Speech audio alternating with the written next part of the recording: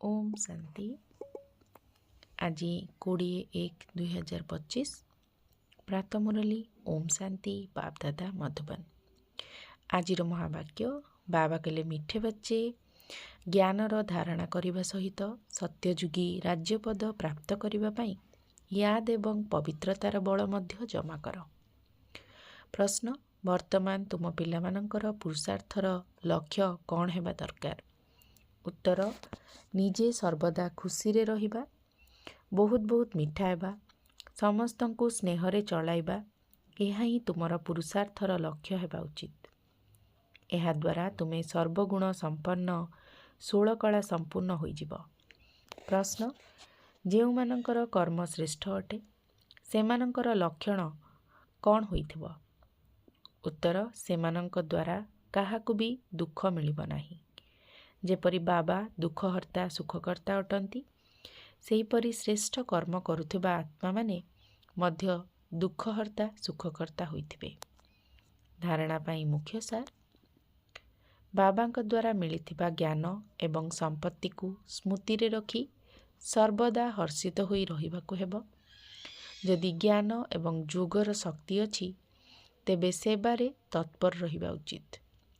सुखधाम एवं शांतिधाम को याद करने हेब। देवता मानक परी मिठा हेबाकु पड़िबो। असरंती खुशी रे रहिबाकु हेब। रूहानी अर्थात आत्मिक टीचर होई ज्ञानर दान करबाकु हेब।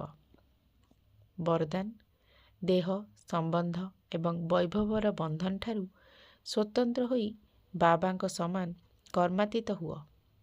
जेउ माने निजको निमित्त मने करी श्रीमत अनुसारे निजर घर गृहस्थ को संभाळिबा सहित सर्वदा आत्मिक स्वरूप रे रहुछंती, मोहर अधीन होई रहुनाहंती, सेमानंकु जदि एबे आदेश मिलिबो जे एठाकु चली आस तेबे सेमाने चली आसिबे।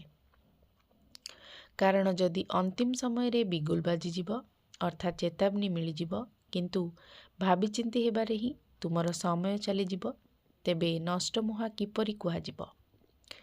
सेथिपाई सर्वदा निजको चेक करबाकु हेब जे देहर संबंध वैभवर बंधन निज आड़कू टाणु नाहांती तो।